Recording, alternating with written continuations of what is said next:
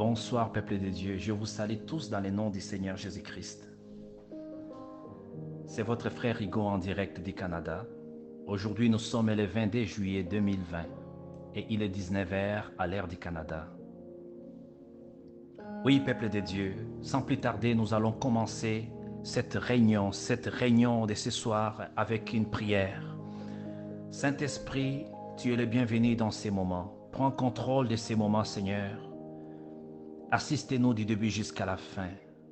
Utilisez-moi comme un simple instrument pour, Père, Papa, partager cette parole que tu as déposée dans mon cœur ce soir. Bénis chaque personne qui prendra le temps d'écouter cette parole et laisse que ton Esprit Saint puisse lui révéler encore plus. Père, j'ai détruit toutes les œuvres de l'ennemi et tout ce qui ne confesse pas ton nom. Laisse que la grâce ainsi que la miséricorde du Seigneur Jésus-Christ soit sur nous tous et que le sang de l'agneau nous lave et nous purifie de tout péché. Nous t'avons ainsi prié au nom du Seigneur Jésus-Christ de Nazareth. Amen. Oui, peuple de Dieu, c'est votre frère Hugo en direct du Canada. Je vous salue tous dans le nom du Seigneur Jésus-Christ et partout là où vous êtes. Que la grâce et la main de Dieu ne cessent de vous couvrir, ne cessent de vous garder, ne cessent de vous protéger partout là où vous êtes. Et je sais que notre Seigneur qui est fidèle, il ne cessera nullement de manifester son amour envers nous tous. Oui, bien-aimés, car il est fidèle. Il ne change jamais. Il ne nous abandonnera nullement. La Bible dit, lorsque nous sommes infidèles, lui, il demeure fidèle. Il nous bénit sans regarder le nombre de nos fautes, ni le nombre de nos iniquités.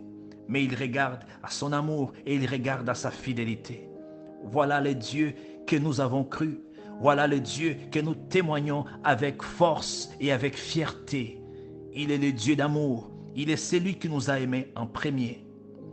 Errant dans les péchés, chacun suivait sa propre voie. Mais le Christ est mort à la croix de Golgotha. Alléluia. Voilà le Dieu que nous témoignons avec courage, avec zèle. Car nous savons, c'est un Dieu rempli d'amour. Bien-aimés dans le Seigneur, ce soir, la parole de Dieu s'adresse à nous pour nous apprendre comment est le cœur de notre Dieu. Oui, bien-aimés dans le Seigneur, nous pouvons commencer à nous demander, est-il possible de connaître le cœur de Dieu? Voulez-vous connaître ma réponse? Oui, car la parole de Dieu nous dit ceci. Le Seigneur ne veut pas que nous puissions demeurer dans l'ignorance, mais il veut que nous puissions parvenir à la connaissance. Il veut que nous puissions apprendre à ce qui est de son sujet. La Bible dit ceci, ils seront tous enseignés de Dieu. La parole de Dieu est là pour nous éclairer. C'est une lumière à nos pieds. La parole de Dieu doit nous apprendre quel est le cœur de notre Dieu. Bien-aimés dans le Seigneur, aujourd'hui la plupart des chrétiens, la plupart des gens qui disent ils ont accepté Jésus-Christ, ignorent quel est le cœur de Dieu. Ignorent comment est le cœur de Dieu. Ils ne savaient pas comment est le cœur de Dieu. Bien-aimés dans le Seigneur, cela peut nous empêcher d'accepter la grâce et de croire à l'amour de notre Seigneur. Mais aujourd'hui, par la grâce de Dieu et par la puissance du Saint-Esprit, car nous savons sans la puissance du Saint-Esprit, il est impossible de connaître la révélation qui est sous la parole de Dieu. Et il est également impossible de connaître le cœur de Dieu. Mais aujourd'hui, ce soir, je prie dans le nom de Jésus-Christ que toute personne qui va avoir la grâce d'écouter cette prédication puisse comprendre comment est le cœur de Dieu. Et je sais que ta vie ne sera plus la même, car cette connaissance va te changer, va te transformer. Alléluia. Bien-aimés dans le Seigneur, lorsque nous ouvrons la parole de Dieu dans le livre de Jean, chapitre 3, verset 16, nous savons les versets que nous allons trouver. C'est celui que la Bible nous dit au 16e verset. En effet, Dieu a tant aimé le monde qu'il a donné à son Fils unique, en fait que quiconque croit en lui ne périsse point, mais qu'il ait la vie éternelle. Dieu, en effet, n'a pas envoyé son Fils dans le monde pour juger le monde, mais pour que le monde soit sauvé par lui. Bien-aimés dans le Seigneur, cette portion de l'Écriture nous montre quel est l'amour que Dieu nous a témoigné lorsqu'il a envoyé Jésus-Christ. Mais très souvent, la plupart des gens n'arrivent pas à saisir ces passages et les comprendre. Mais nous allons voir maintenant ce que Jésus-Christ va nous révéler à travers la parole concernant aussi le cœur de Dieu. Alléluia. Bien-aimés dans le Seigneur, nous allons lire la parole de Dieu dans le livre de Luc chapitre 15. Nous pouvons commencer tout de suite au 11e verset et nous allons nous arrêter au verset 32. Mais avant ça, j'aimerais tout simplement lire le début du chapitre 15 où la Bible dit ceci: tous les collecteurs d'impôts et les pécheurs s'approchaient de Jésus pour l'écouter. Mais les pharisiens et les spécialistes de la loi murmuraient, disant: cet homme accueille des pécheurs et les gens, et il mange avec eux. Alléluia. Et si nous allons tout de suite lire la parole maintenant, dans le même chapitre 15, mais à partir du verset 11, et la Bible dit ceci. Il dit encore: un homme avait deux fils. Le plus jeune dit à son père: mon père, donnez-moi la part de l'héritage. Donnez-moi la part de l'héritage qui doit me revenir. Le père leur partagea alors ses biens. Peu de jours après, le plus jeune fils ramassa tout et partit pour un pays éloigné où il gaspilla sa fortune en vivant dans une débauche. Alors qu'il avait tout dépensé, une importante famine survint dans ce pays et il commença à se trouver dans les besoins. Il alla se mettre au service d'un des habitants du pays qu'il envoya dans ses champs garder les porcs. Il aurait bien voulu se nourrir des caroubes que mangeaient les porcs, mais personne ne lui en donnait. Il s'est mis à réfléchir et s'est dit: combien d'ouvriers chez mon père ont du pain en abondance et moi ici je meurs de faim. Je vais retourner vers mon père et je lui dirai: Père, j'ai péché contre le ciel et contre toi. Je ne suis plus digne d'être appelé ton fils. Traite-moi comme l'un de tes ouvriers. Il s'éleva et alla vers son père. Alors qu'il était encore loin, son père le vit et fut rempli de compassion. Il courut et se jeta à son cou et l'embrassa. Le fils lui dit: Père, j'ai péché contre le ciel et contre toi. Je ne suis plus digne d'être appelé ton fils. Mais le père dit à ses serviteurs: apportez vite les plus beaux vêtements et mettez-lui. Passez-lui un anneau au doigt et mettez-lui des sandales aux pieds. Amenez les veaux qu'on a engraissés et tuez-les. Mangeons et réjouissons-nous, car mon fils que voici était mort et il est revenu à la vie. Il était perdu et il est retrouvé. Ils commencèrent à faire la fête. Or, le fils aîné était dans les champs. Lorsqu'il revint et il approcha de la maison, il entra et il entendit la musique et les danses. Il appela l'un de ses serviteurs. Et il lui demanda ce qui s'est passé.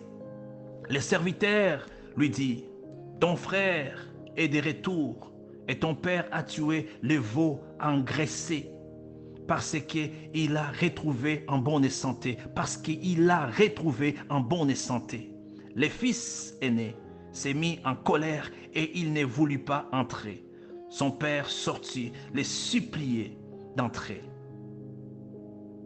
Mais il répondit à son père, « Voilà tant d'années que je suis à ton service sans jamais désobéir à tes ordres et jamais tu ne m'as donné un chevreau pour que je fasse la fête avec mes amis.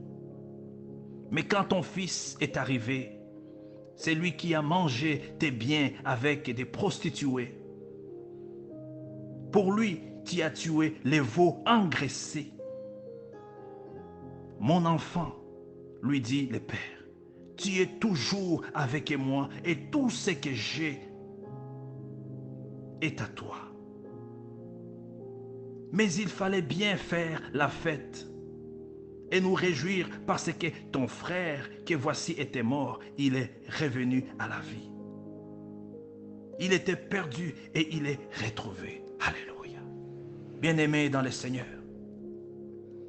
ici, la parole de Dieu, dans le livre de Luc, va nous apprendre énormément sur le thème que nous avons aujourd'hui, connaître le cœur de Dieu. Nous avons commencé par les premiers versets du chapitre 15, où la parole de Dieu nous montre les contextes dans lesquels Jésus s'est trouvé, avant qu'il puisse donner ses paraboles des deux fils. Bien-aimés dans le Seigneur, il s'agit d'un contexte où les religieux, les spécialistes de la loi, se sont mis à murmurer et à critiquer le Christ. Non pas parce qu'ils ont trouvé que le Christ était en train de faire quelque chose de horrible, mais il était en train de manger, il était en train de parler et de converser, il était en train de prêcher la parole de Dieu aux publicains, aux collecteurs d'impôts, ces gens qui étaient comme des gens de mauvaise vie devant ces religieux pharisiens et spécialistes de la loi. Et la Bible déclare, lorsque les pharisiens et les spécialistes de la loi ont remarqué Jésus-Christ en train de faire cela, en train de manger, en train de boire, en train de parler, de discuter et d'enseigner ces hommes qui étaient disqualifiés dans la société, qui étaient vus comme des personnes idolâtres, des personnes pécheresses. Ils sont mis à murmurer.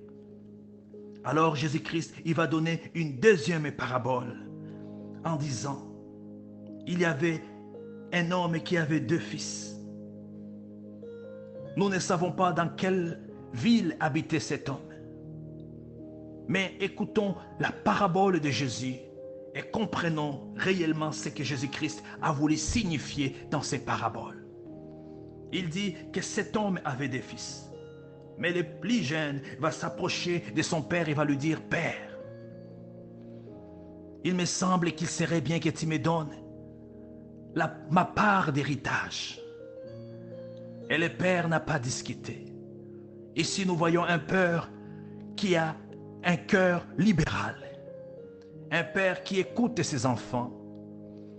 La Bible déclare que le père, il va accepter, il va se soumettre à la demande de son fils.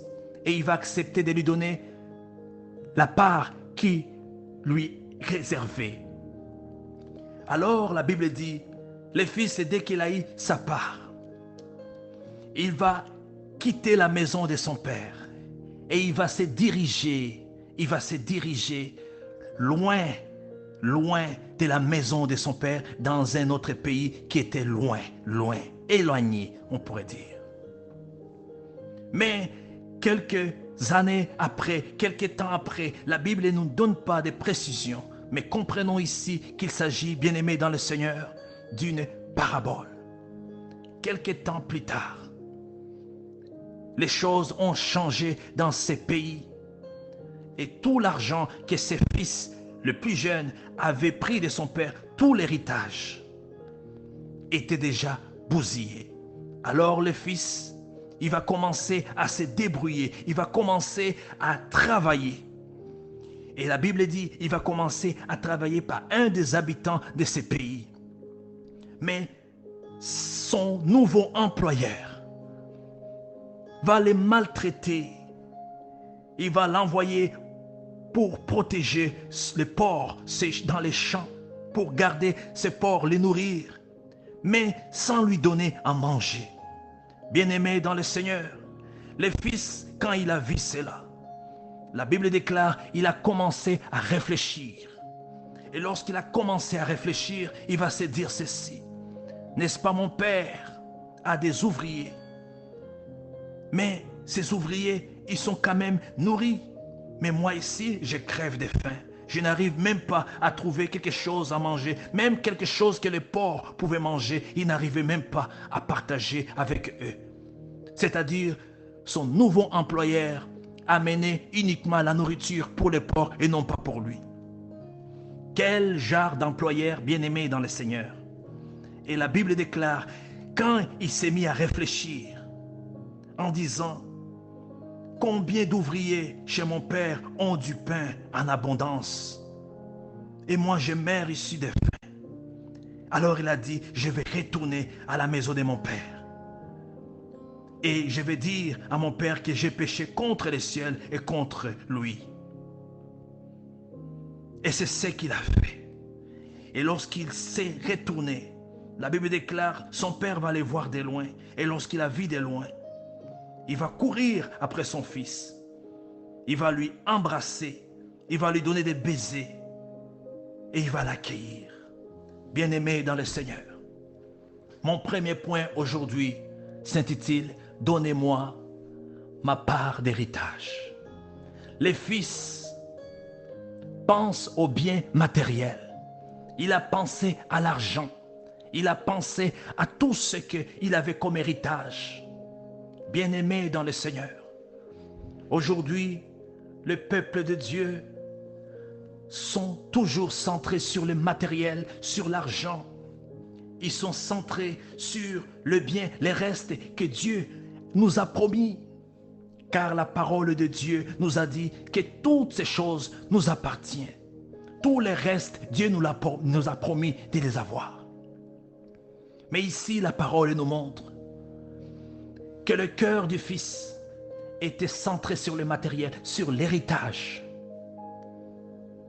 Il n'a pas compris l'essentiel, mais il s'est précipité à posséder d'abord l'héritage. Et lorsqu'on lui a donné cet héritage, il va décider de partir et d'aller loin. Bien-aimés, l'héritage que nous avons hérité de la part du Seigneur, il ne s'agit pas l'or ni l'argent. Il ne s'agit pas de tout simplement ces choses-là. Car toutes ces choses, nous pouvons les posséder. Mais cela peut nous amener à la perdition.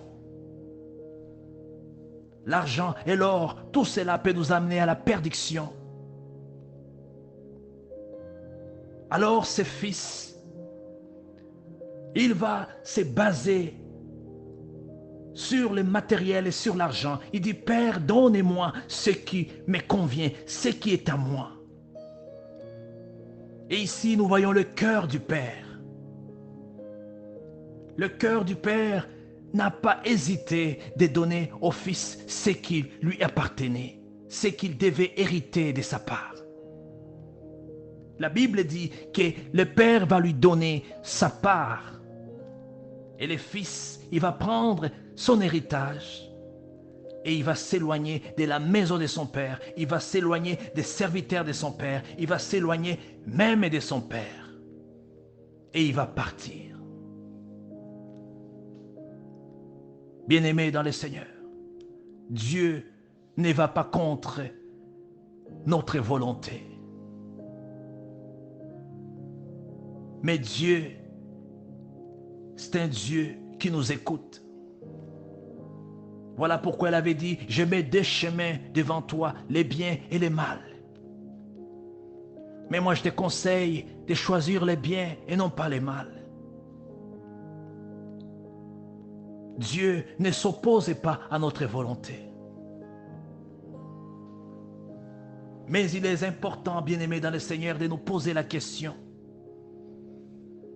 Quel héritage est plus important de recevoir de la part de Dieu? Si je te pose, quel est l'héritage est plus important de recevoir de la part de tes parents? Est-ce bien les biens matériels, l'argent, l'or, toutes ces choses-là? Non, bien-aimés dans le Seigneur.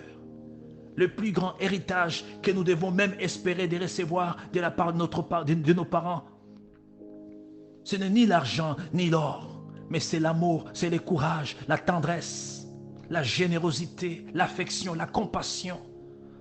Cela va nous rendre des hommes humbles et justes.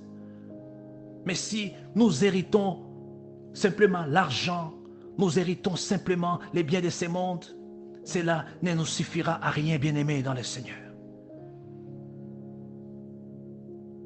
Donnez-moi la part de mon héritage. Donnez-moi la part d'héritage. Dans ces paragraphes, bien-aimés dans le Seigneur, sur l'héritage, sur la demande du Fils, le Père n'a pas hésité de se soumettre à la volonté de son Fils et de lui donner. Le cœur de Dieu, bien-aimé dans le Seigneur, c'est aussi un cœur qui nous écoute. C'est un cœur qui nous donne tout ce dont nous avons besoin. Alors, mon deuxième point, il est parti pour un pays lointain. Le jeune homme voulait vivre sa vie. Il voulait se séparer de son père. Il voulait se séparer des serviteurs de son père. Il ne voulait plus habiter dans la maison de son père. Il a coupé les liens avec son père pour devenir indépendant. Et il est parti loin. Il a pris la distance. Il n'a pas voulu vraiment rester ni proche de la maison de son père, ni dans les mêmes pays, mais il est allé dans les pays très loin. Bien-aimé dans le Seigneur, es-tu loin de la maison de ton père? Es-tu loin de Dieu aujourd'hui? Est-ce que tu as pris la distance de la maison de Dieu? Aujourd'hui, bien-aimé dans le Seigneur, plusieurs personnes qui allaient à l'église, plusieurs personnes qui participaient dans les groupes de prière, ils ont décidé de s'éloigner de ces groupes de prière, de s'éloigner de Dieu, de s'éloigner de leurs frères, de s'éloigner de leurs sœurs et d'aller dans le monde et d'aller loin. Est-ce que tu te retrouves dans cette position comme ce fils qui est parti loin du pays, qui est parti dans un pays lointain, loin de la maison de son père? Oh bien-aimé, c'est une grande erreur quitter la maison de notre Père. David a dit, j'habiterai dans la maison de l'Éternel jusqu'à la fin de mes jours. Mais le fils, il va décider de ne pas habiter dans la maison de son père, mais de quitter la maison de son père.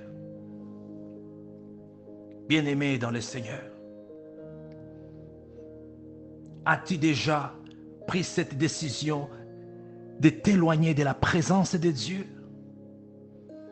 N'est-ce pas un temps idéal ce soir que tu puisses te demander si réellement tu es toujours dans la maison de Dieu ou tu as longtemps décidé de quitter cette maison, être loin de tes frères, loin des serviteurs de ton Père?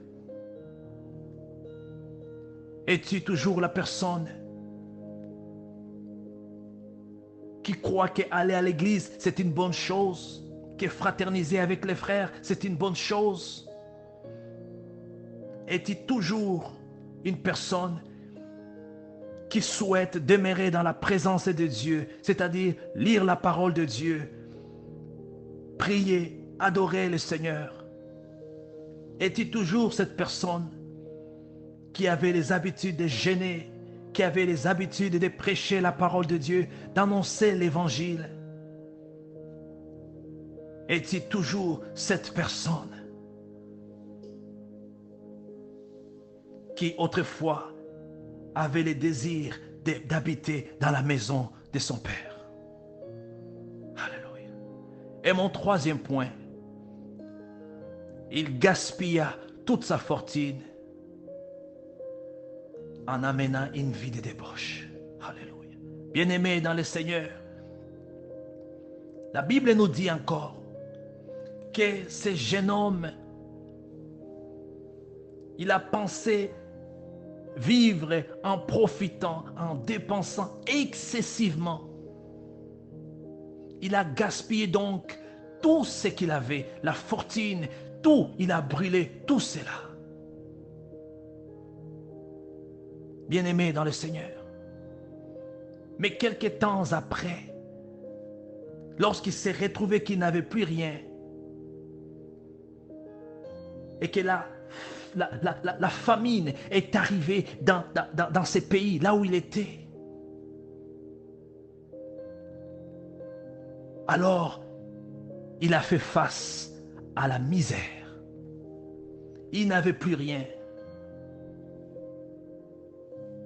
Il n'y a rien qui lui manquait. Toutes les richesses qu'il avait eues, qu'il avait reçues de la part de son père, étaient gaspillées. Bien-aimé dans le Seigneur, qu'est-ce que cela signifie, gaspiller toute sa fortune? Bien-aimé dans le Seigneur, Pierre a dit, à qui irions-nous? Tu as les paroles de la vie éternelle. Oui, bien-aimé dans le Seigneur, nombreux ont décidé d'aller loin de Dieu. Tout ce qu'ils avaient reçu de la part de Dieu, l'amour, la générosité, la patience, l'intelligence, la connaissance, tout ce que nous avons reçu de la part de Dieu, une fois que nous nous éloignons de la maison de notre Père et que nous nous retrouvons loin de lui, loin de nos frères, loin de nos sœurs dans le Seigneur, et que nous nous joignons avec d'autres personnes qui ont une autre vie, une autre façon de vivre. Bien-aimés dans le Seigneur, à ces moments-là, nous commençons à gaspiller tout ce que nous avons reçu de notre Père. Voilà pourquoi il n'est pas surprenant de voir les gens qui ont abandonné la foi se retrouver à un moment donné sans amour, sans crainte, et ils deviennent des personnes encore le plus dangereuses parce qu'ils ont tout gaspillé. Ils ont tout perdu, tout ce qu'ils ont reçu comme héritage, l'amour, la patience, la gentillesse, la crainte de Dieu, tout cela, ils vont les gaspiller à cause qu'ils ont décidé de quitter le lieu de bénédiction, la maison du Père, pour aller loin. Bien-aimés dans le Seigneur. Et la parole de Dieu nous dit ceci. Lorsque le fils s'est retrouvé dans cet état, il va commencer maintenant à réfléchir. Et mon quatrième point, c'est alors il réfléchit. Bien-aimé dans le Seigneur.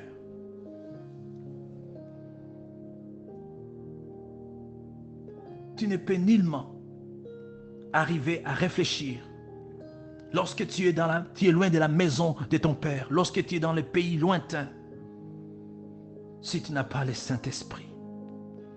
Alors le Saint-Esprit, qui est les dons de Dieu, les cadeaux de Dieu,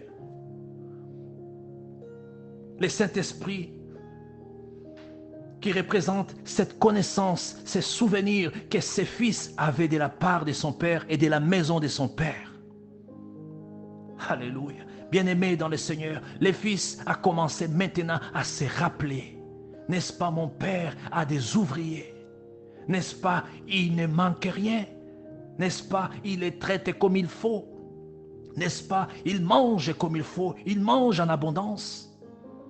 Mais moi, je suis en train de souffrir ici. Alors le Saint-Esprit, quand il va l'amener à réfléchir et à se rappeler comment son Père traite ses ouvriers, il va décider en disant, regarde ce que je vais faire. Je dois retourner dans la maison de mon Père et je dois dire à mon Père, j'ai péché contre le ciel et contre toi. Je ne suis pas digne de toi. Je ne suis pas digne d'être appelé ton fils. Mais permettez-moi, même si je ne peux pas habiter dans la maison, mais que je reste à l'extérieur,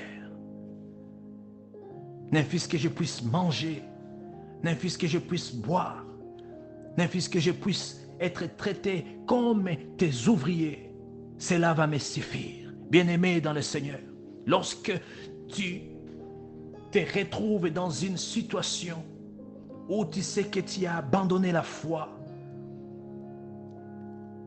où tu sais que tu as perdu tout ce que tu avais reçu de la part de Dieu, l'amour, la sainteté, la crainte de Dieu, les ailes de prier, les ailes de prêcher la parole. Priez le Saint-Esprit, car le Saint-Esprit seul peut nous rappeler ce qui s'est passé dans la maison de notre Père. Seul le Saint-Esprit peut nous rappeler que notre Père est bon. Seul le Saint-Esprit peut nous rappeler que notre Père, il nous traite bien et il traite même ses ouvriers avec amour et avec diligence. Et la parole de Dieu nous dit que le Fils maintenant va retourner chez son Père. Et mon cinquième point, c'est le Fils est retourné dans la maison de son Père.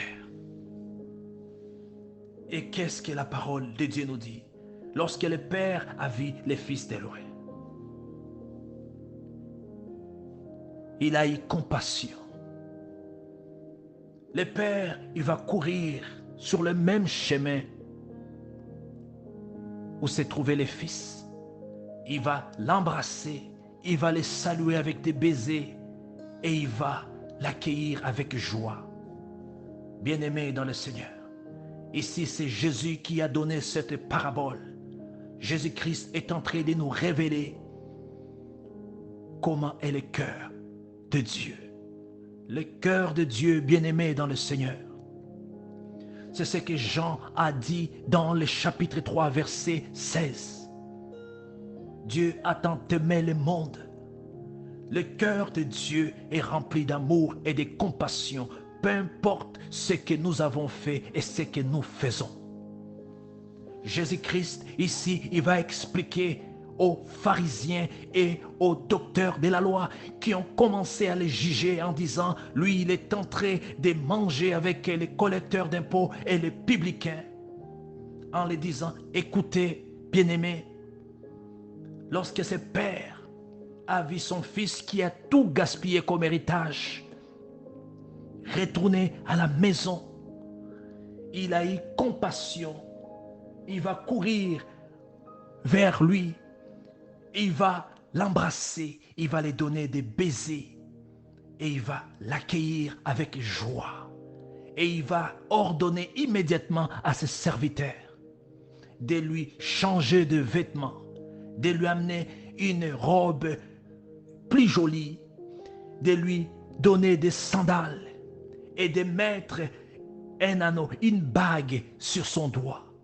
Et la bague représente l'alliance. Cela prouve que le Père n'a pas perdu l'amour et n'a pas brisé son alliance de Père et son alliance du Père et du Fils, mais il venait juste de restaurer cette alliance avec son Fils qui était perdu. Et il va dire, allez chercher les veaux gras, nous allons les tuer, nous allons les manger, nous allons danser. Voici mon Fils qui était perdu, mais il est retrouvé. Voilà pourquoi, bien-aimé dans le Seigneur, Jésus-Christ va essayer de montrer aux pharisiens, il va essayer de montrer aux spécialistes de la loi, le cœur de Dieu est rempli d'amour et il est rempli de compassion, rien d'autre. Le cœur de Dieu n'est pas rempli de haine, n'est pas rempli de colère, mais il est rempli d'amour. De la même manière, bien-aimé dans le Seigneur, que Jésus-Christ est en train de nous montrer que ce Père est allé accueillir son Fils qui a désobéi à ses ordres, qui a gaspillé l'argent et tout ce qu'il lui avait donné.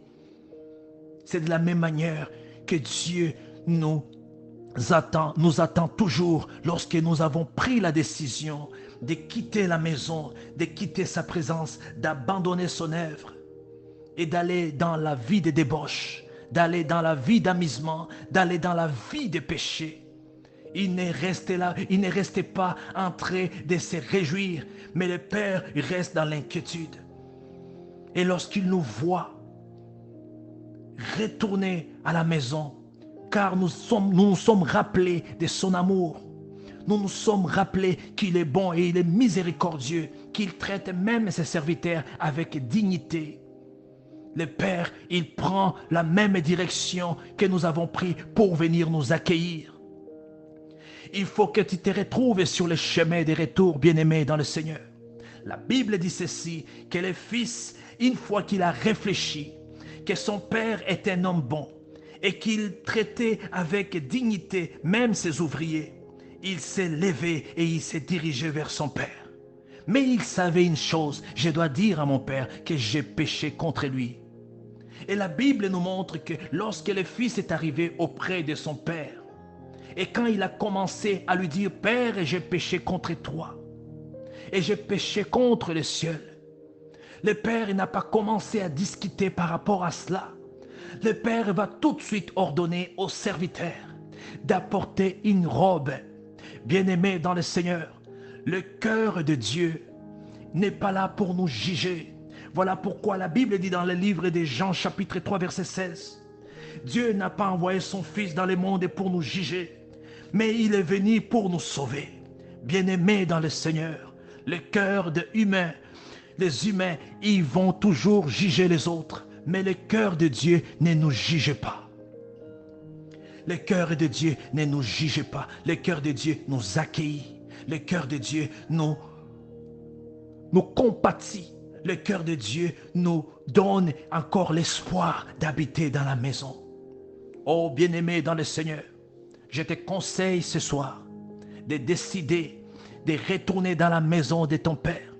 Peu importe le lieu où tu as pris la mauvaise décision d'abandonner ce que tu faisais pour l'amour de Dieu, pour l'honneur de Dieu, bien-aimé dans le Seigneur. Détourne-toi de cette mauvaise décision. Pense et réfléchis comme le Fils prodigue et retourne à la maison, car le Seigneur est en train de t'attendre. Et le jour où tu vas retourner, le Seigneur sera sur le chemin en train de t'attendre et il va t'accueillir dans ses bras. Et il y aura un grand festin dans la maison de ton Père, de notre Père céleste. Alléluia. Et la Bible dit maintenant, lorsque le fils aîné, qui était dans le champ, va se rapprocher de la maison et il va écouter qu'il y avait une fête, il va commencer à se demander, mais qu'est-ce qui se passe? Il va demander à l'un des serviteurs de son père ce qui s'est passé dans la maison de son père. Et ce serviteur va lui dire, c'est ton fils, ton frère, le fils de ton père qui était perdu, qui était mort et qui est revenu à la vie. Bien-aimés dans le Seigneur, lorsque nous quittons la maison de notre Dieu, lorsque nous abandonnons la parole de Dieu, lorsque nous disons Dieu n'existe pas et que nous voulons tout simplement aller dans notre vie et faire ce que nous voulons, bien-aimés dans le Seigneur, écoutez ce que la Bible dit. Nous nous retrouvons dans une position de mort.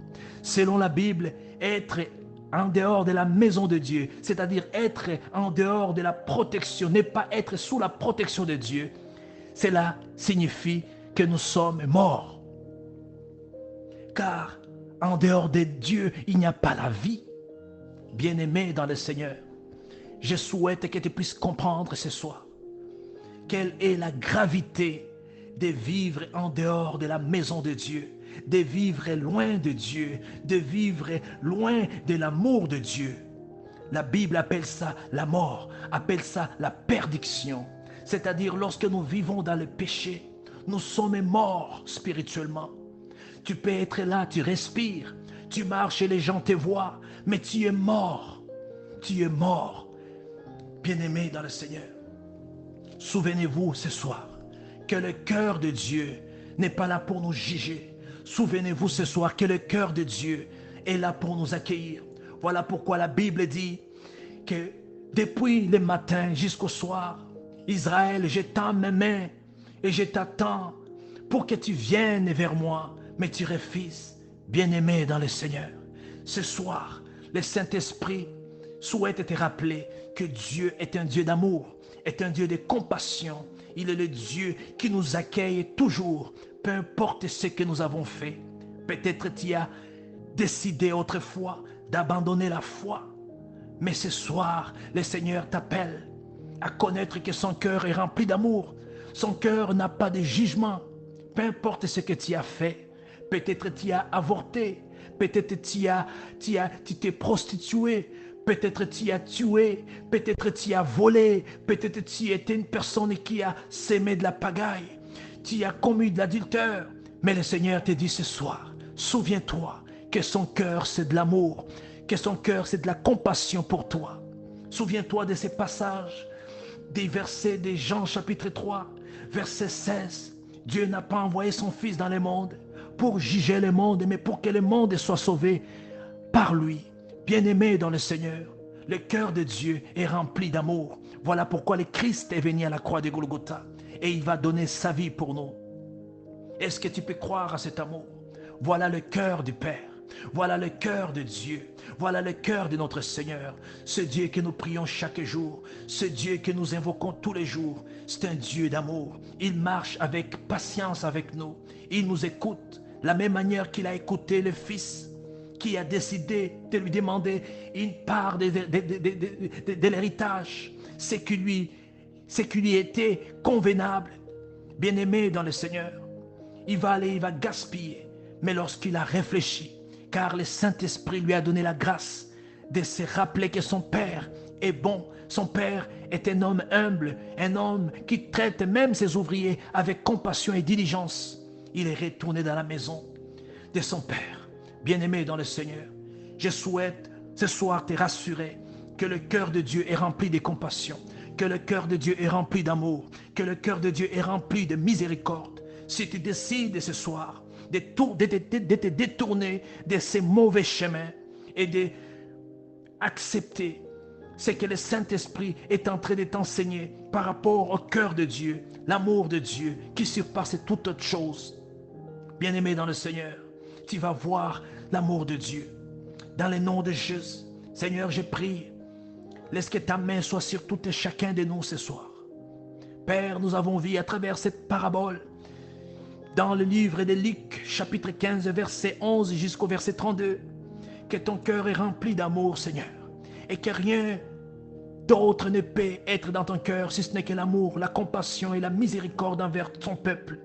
Père, de la même manière que tu accueilles le Fils, je te prie de nous accueillir ce soir, en commençant par moi-même jusqu'à mes frères et sœurs partout dans le monde, ceux qui vont prendre la décision de se tourner vers toi et d'implorer ta grâce ainsi que ta miséricorde.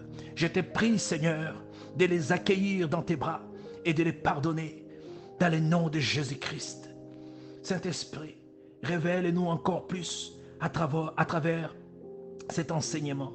Révèle-nous encore plus à travers cette prédication. Parle-nous, car nous savons, tu es un Dieu qui nous parle. Tu es un Dieu qui nous parle, Seigneur. Béni soit le nom du Seigneur, dans le nom de Jésus-Christ de Nazareth. Alléluia. Peuple de Dieu, je vous souhaite une très belle journée, une très belle matinée pour ceux qui vont commencer cette prédication